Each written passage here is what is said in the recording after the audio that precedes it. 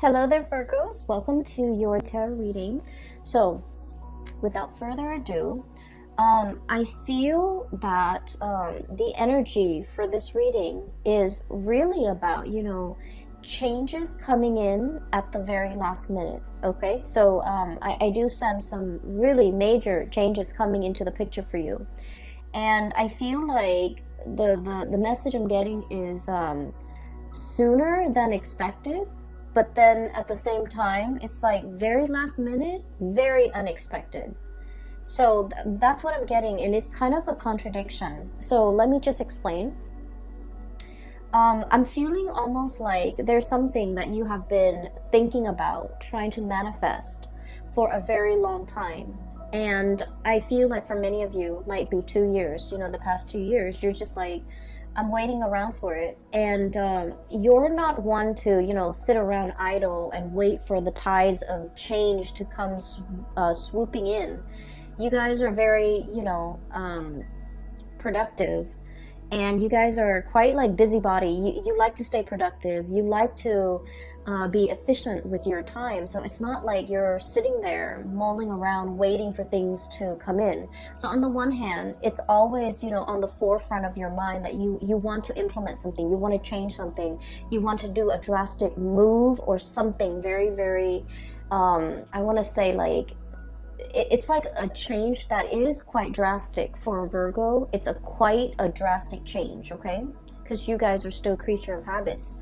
But I feel like you've been mulling over a situation for a very long time. And so it's always on the back of your mind. It's also, on some days, it's on the forefront of your mind. And so I feel like you've been waiting for the opportunity or the chance encounter or something to manifest itself. And so I feel like even though you've been waiting for it for a long time, the way that it comes in, it's like when you've given up hope, or when you just like kind of clear it, or maybe even move it from the forefront of your mind into the back of your mind and focus on other things and, finding enjoyment and still moving on with your life. That's when this major drastic change is going to come in. And so it's coming in at a very, I want to say opportune moment, but also very unexpectedly. Okay, so that's what I'm seeing. I saw 2 images for you, and I feel like the first image is definitely in relations to your love life. The second image is other things that are, that it might have to do with this change. So let me just relay the first information first, and then we'll talk about the 4 cards, because it seems like the reading is split this way. So first of all, I see this man. He's wearing a coat. It's like autumn. He's at a park. It looks like Central Park. It looks outdoorsy. Lots of people around, but not so much that it's crowded. There are a few pigeons on the ground, and he's wearing like a brown coat. He looks very handsome, like he's, probably 35, 40 at the latest. And he has like a little Ziploc bag of like breadcrumbs, and so he's kind of casting it onto the ground, and the pigeons are like pecking at it. And so he's doing this. He's in a very calm state, but he's thinking about somebody. Okay.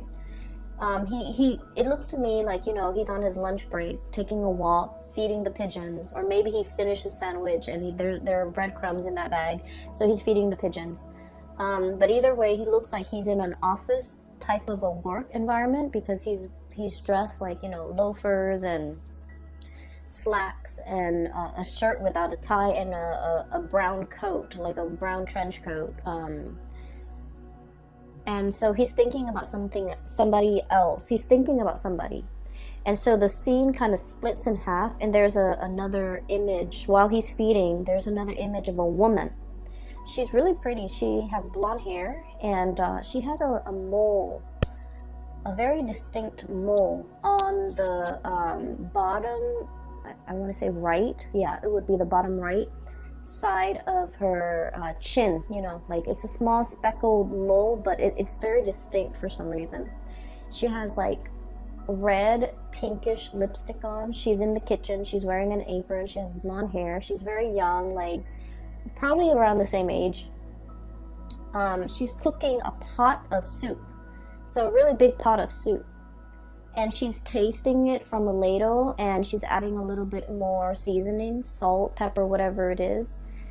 And then she turns off the stove, like it's ready, so she turns it off. And she's looking at the stove, then she looks at her living room, and she's alone, you know, in this house, in her space. And she's kind of thinking like, you know, this is such a big pot of soup. I wish that that other person were here to enjoy this food with me. So it seems like there is a situation where the two of you might have been broken up. I do see, you know, the split scene as in two people that miss each other, that long for each other's company, that's heavily thinking about one another. That's like the whole concept about sharing food, cooking for one another, you know, I guess connecting through food. It seems very nurturing. It seems like it might have been a relationship where there's a lot of community, there's a lot of caring, there's a lot of tenderness, there's a lot of like, you know, mutual affection, and you know, it's not like you wouldn't eat and cook for somebody you don't like, right? So I feel like in a way the relationship that the two people have had in the past might have been, you know, they might have shared space together, they might have lived together, they might have been married, they might have dated for a very long period of time where they're comfortable around each other and they care for each other. So whatever the situation is, there might have been a situation where two people have broken up and they're still longing to reconnect. Okay, so I feel like for majority of you that might be the situation, because he's on the park bench eating lunch possibly by himself and then feeding the birds, like he wants somebody to share that experience with him. And then she's cooking this big pot of soup and she's alone in the house, and she's thinking like, I wish that person were here to share this soup with me. So it makes me feel a little bit sad, but at the same time, I just feel like both people are very content. You know, they're going through the motions, they're still able to take care of themselves. So even if it was like a breakup or a situation where one person is no longer in the other person's life goes on. Like two people are still resuming their life. They miss each other once in a while. They're nostalgic for the past, and they miss that sense of companionship, I feel. There's definitely a sense of like, yeah, companionship. But you know, life goes on. No one is heartbroken and devastated and unable to function. Both parties are still able to function. Give me just 1 second, I apologize. Sorry about that. I was making tea and the water boiled, so I had to turn it off. Going back to that image that I saw, I feel for many of you, the fact that these two people are, you know, in different places, like there might be like geographical distance, and the fact that they're heavily thinking about each other denotes to me like a really strong soul connection. Okay, and it's depicted here. I have the Two of Cups. This is the sense of companionship. Okay. The cups energy deals with like emotions and also spiritual energy, where two people feel very, very connected. Okay, when they think about you, you know they're thinking about you, and it's sort of like, you know, feeds into this loop where you end up reverting to, you know, thinking about them and vice versa. So it's a situation where two people are very, very deeply connected, really care about each other. There might be great compatibility as well. Really great compatibility between two people. So for you, especially if you're in a long distance relationship, I feel like there is an immense sense of longing, wanting to be together, wanting to connect, wanting to, you know, share the experience with another person. And then I also feel for others, there might have been a situation where it's like distance, like admiring somebody from a distance is what I'm seeing. I have here the Hermit, and the Hermit is a lonesome card. It doesn't mean loneliness. It seems to mean like some type of remote viewing. some type of like distance associated with you and another person. And this combination, the Hermit and the Nine of Pentacles, admiring somebody from afar, admiring somebody's beauty, admiring the way that they look, and yet being so shy or so hesitant about letting them know how you feel about them. Okay, so if you're geographically distant from the person that is, you know, really occupying a lot of your thoughts, and you're thinking heavily about them, I feel like they are definitely also thinking about you. And then I also feel, you know, with Virgos are deeply shy by nature. And so I do sense that some of you might have somebody that you're really admiring from afar. You know, you're like wanting to touch them, wanting to talk to them, wanting to communicate, wanting to really tell them how you feel. But in a way, your feelings for this person scares you. You like to be in control of your emotions. You're also very rational. And I've mentioned this before, but Virgoing people don't fall in love. Like, love at first sight is not a thing for you guys. You can date somebody for a very long time, but if you haven't, you know, made up in your mind that you're in love with this person, you might never fall in love with the person. So I feel like, you know, you're very sensible and just like even keel and level-headed when it comes to relationships, when it comes to love, when it comes to emotional expression. And so I feel like you're feeling this wave of emotions overcoming you, and you kind of, you know, shrug it off or cast it aside. You're like, that's not rational. I barely know this person. It's not rational, you know, to like be head over heels and fall in love with someone when I barely know them. So I feel like you have someone that you're really admiring. You really like this person. They're very independent. I'm getting a feeling of like somebody who might be, let me see, like somebody who's quite exotic, who you know, there's something unique about them. So the woman with the mole on her face, it's coming out, it's near her chin. So like, I feel like you're dealing with someone who's not stereotypically, like, it's not somebody that everyone would consider like classically beautiful or classically handsome, but for whatever reason, there's something about them. They have charisma, they have stage presence, they have magnetism. There's something that makes them very unique, and other people cannot help but stare at them twice.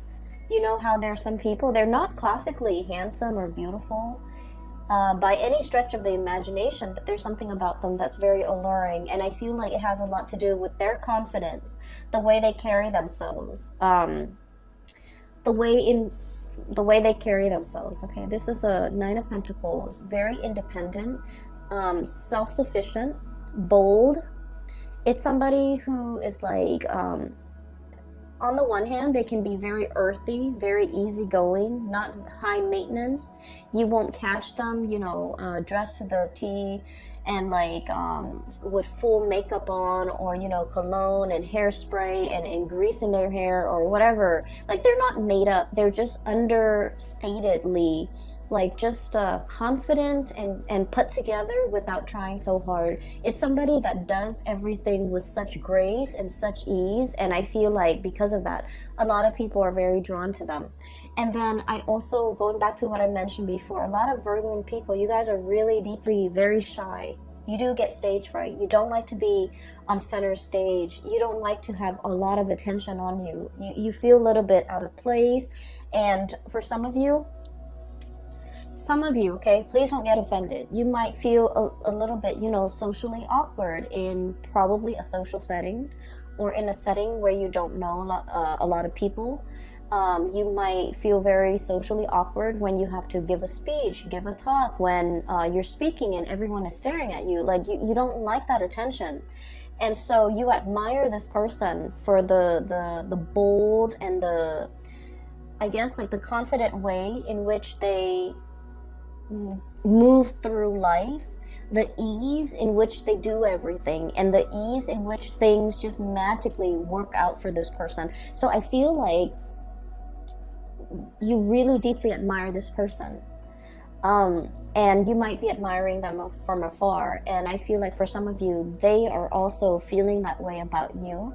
But I feel that the gravity of your feelings for them, it's overwhelming you.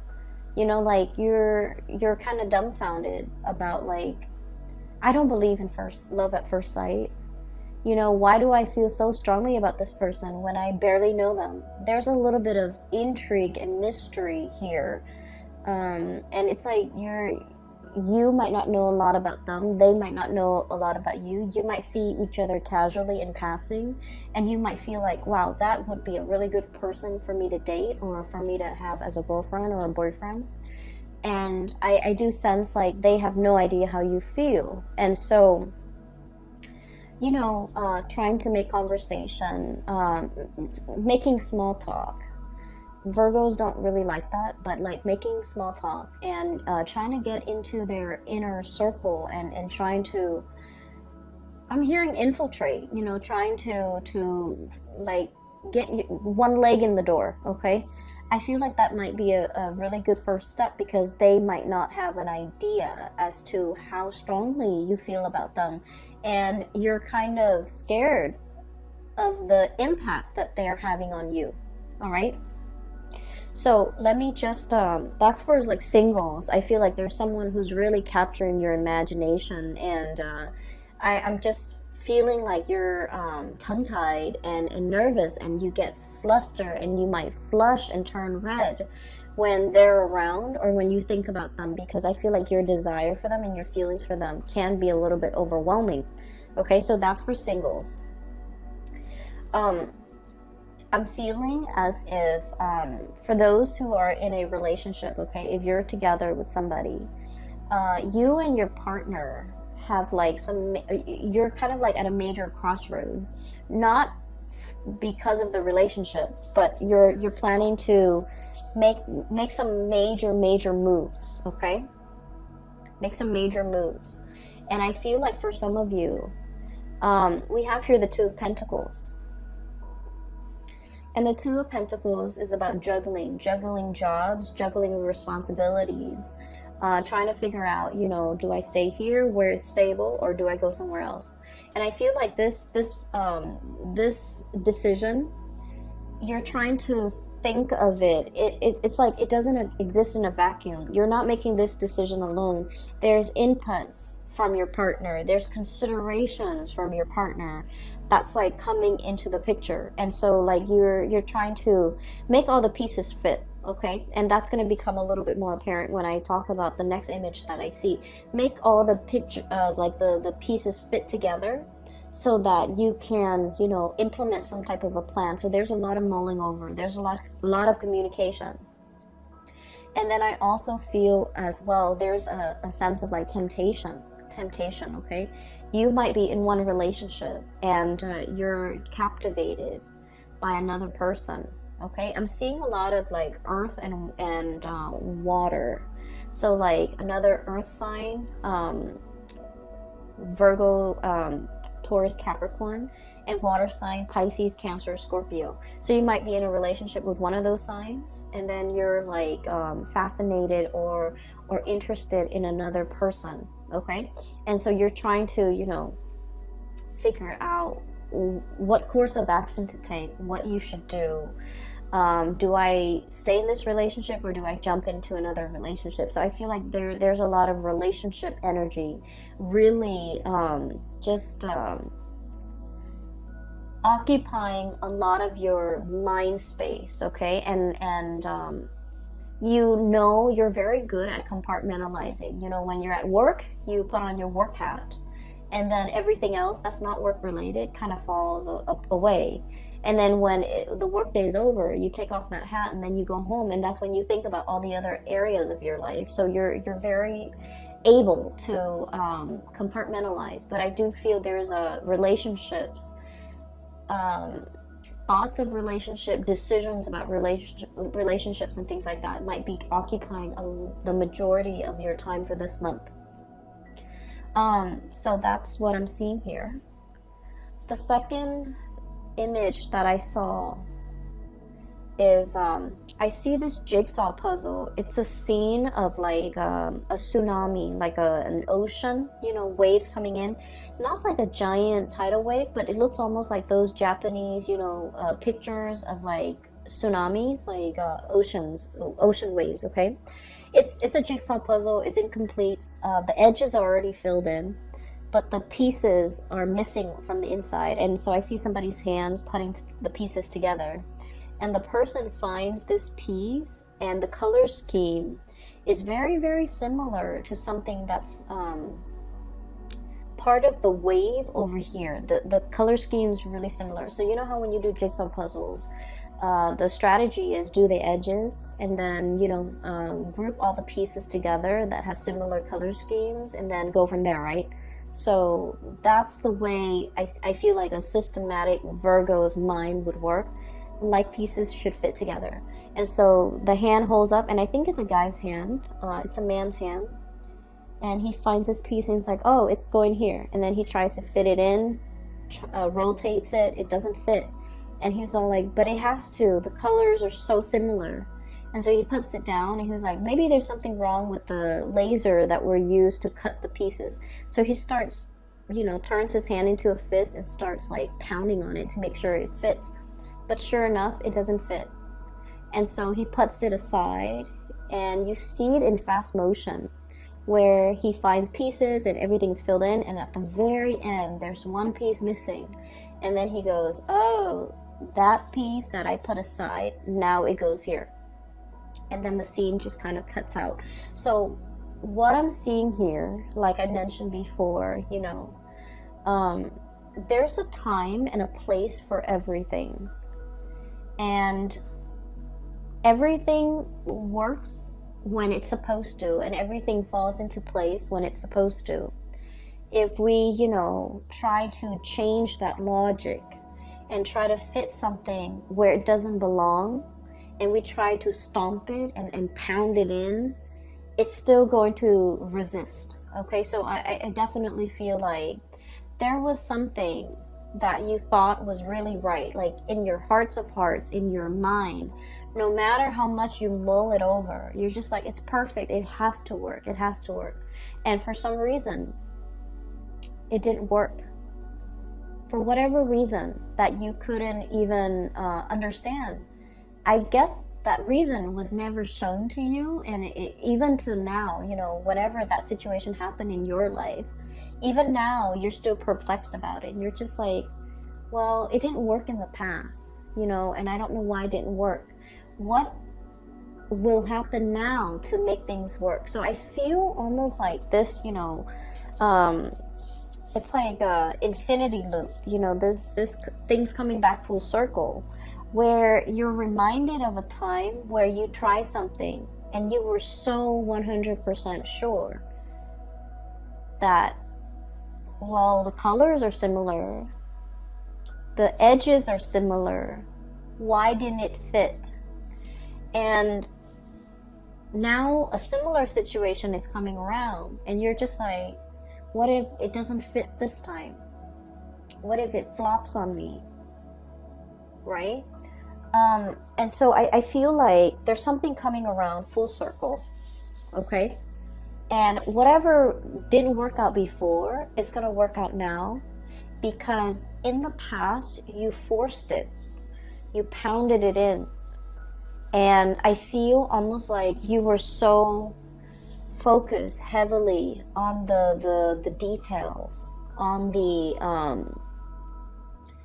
I want to say like you might have been focused on, I guess like it's sort of like wanting something so badly and making sure that it fits even when the physical environment was not right. Does that make sense?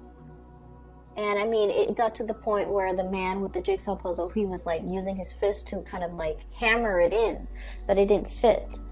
And so they're telling you, whatever that situation was, that made you feel like you doubted your intuition, you doubted your judgment because you were so sure whatever it was, it's coming back around. And now you're in a much better space where you're not trying to make things fit, where you're not trying to force things, where you are operating from a place of wisdom and allowing. And that's when the situation is like, it's right, okay? So there's a time and a place for everything. We have to be able to see the big picture in order to understand how the parts all fit together. Does that make sense? And the reason I say that is you have some two cards here that are back to back.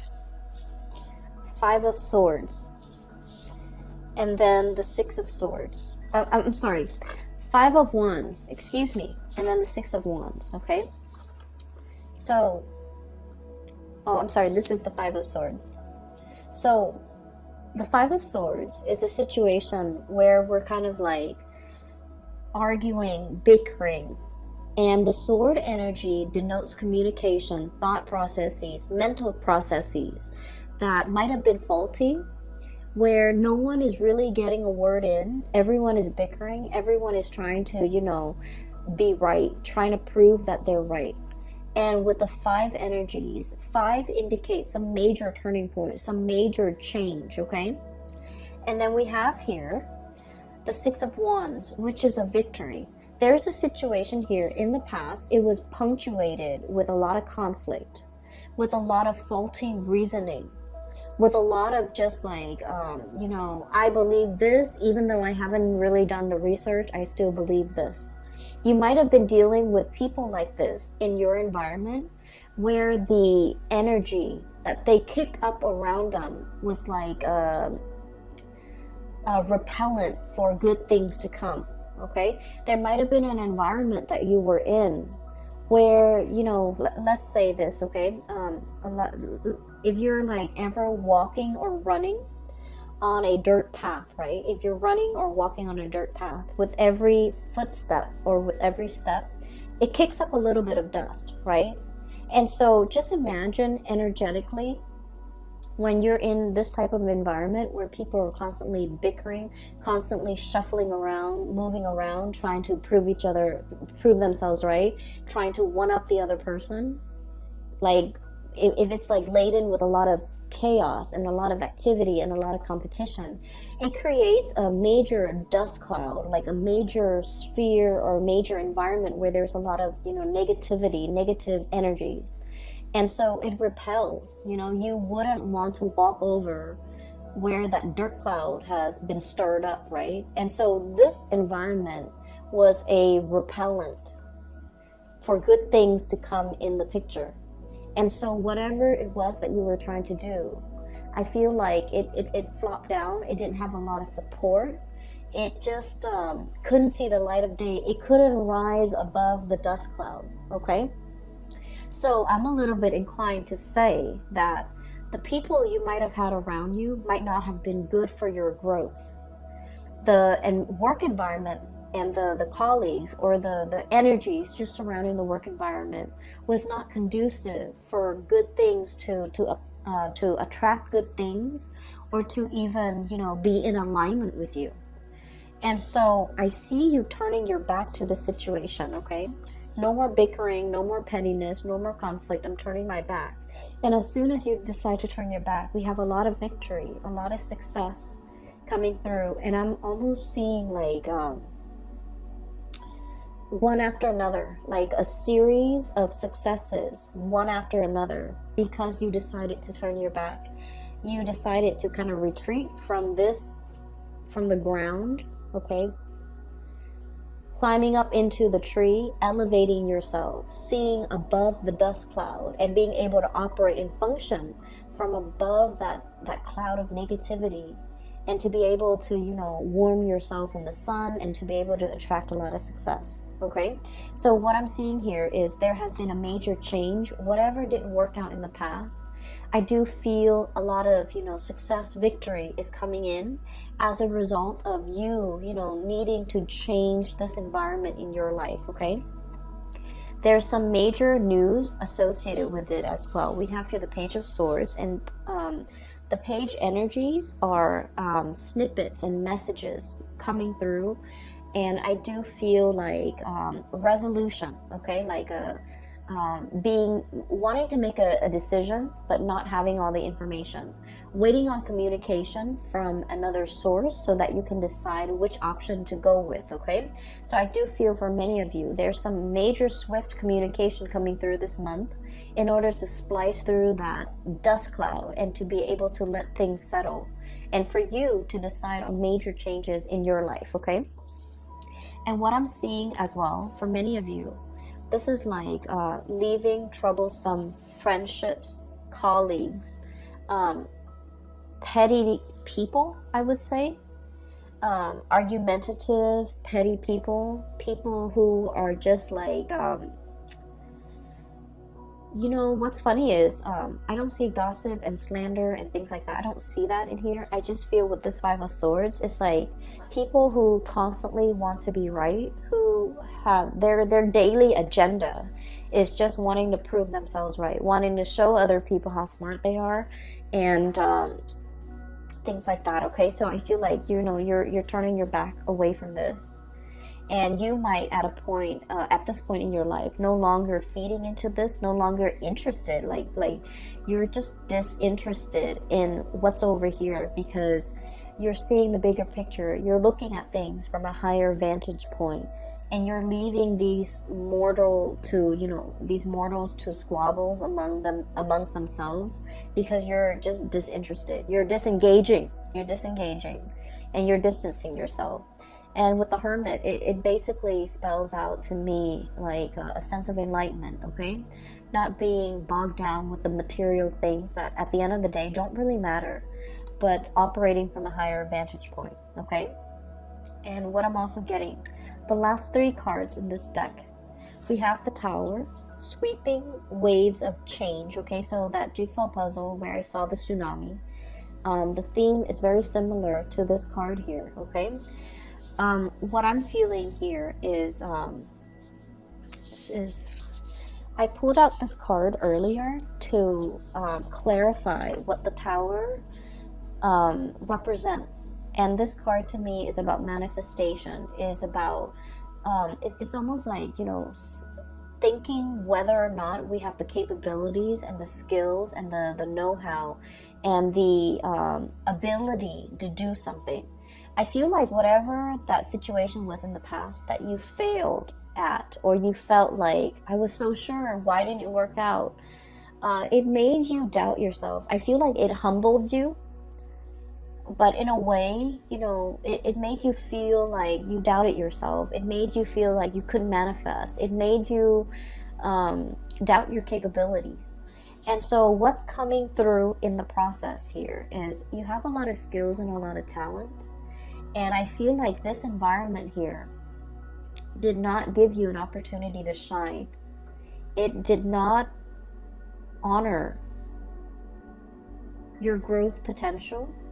It was not conducive for growth.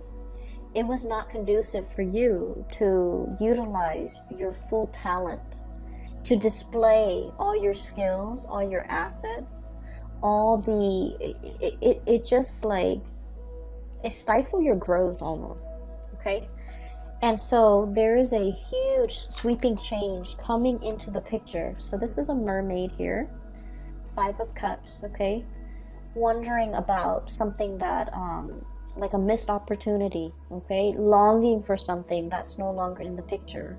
But I see this as like a scorched earth, okay? This is a mermaid.